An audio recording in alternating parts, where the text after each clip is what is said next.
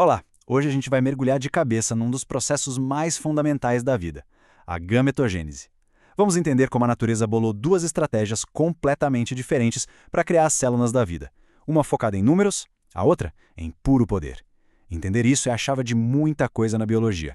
Então a grande pergunta que guia a nossa conversa é essa: como é que se formam essas células tão especiais? E principalmente, por que existem dois caminhos tão distintos? De um lado, uma produção em massa, do outro, a criação de uma única célula superpoderosa.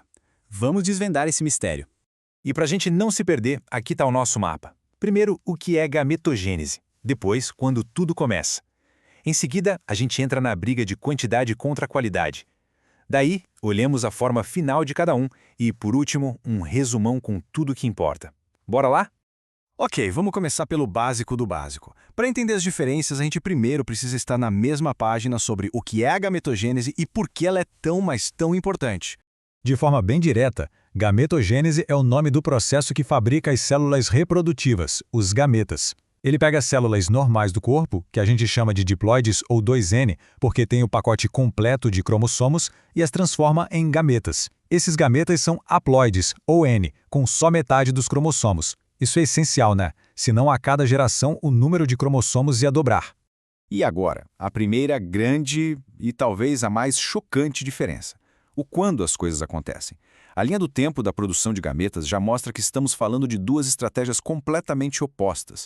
Dá uma olhada nessa linha do tempo. É impressionante. A ovogênese, que é a produção dos óvulos, começa muito, mas muito cedo, ainda na vida fetal, e depois ela simplesmente entra numa longa pausa. Já a espermatogênese, essa só resolve dar o ar da graça na puberdade. Mas aí, quando começa, meu amigo, é um processo contínuo que vai pela vida toda.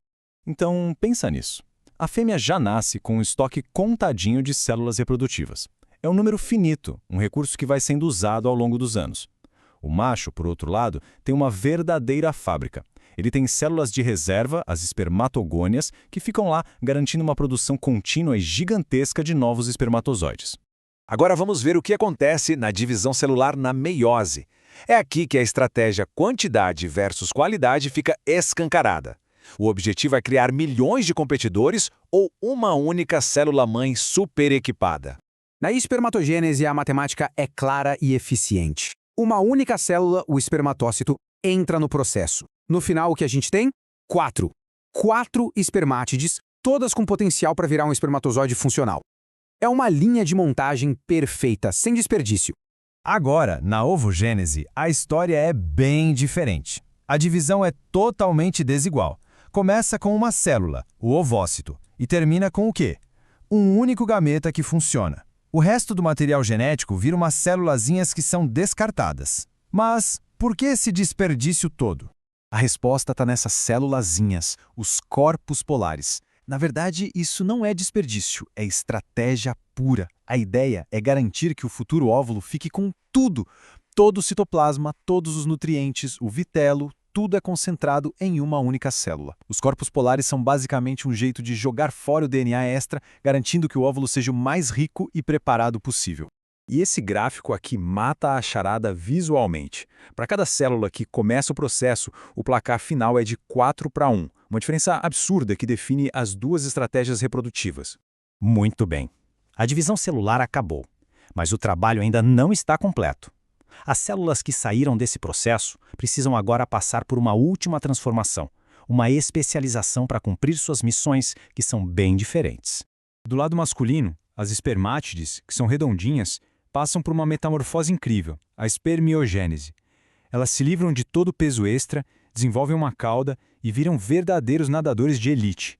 Já o óvulo, a preocupação dele é outra.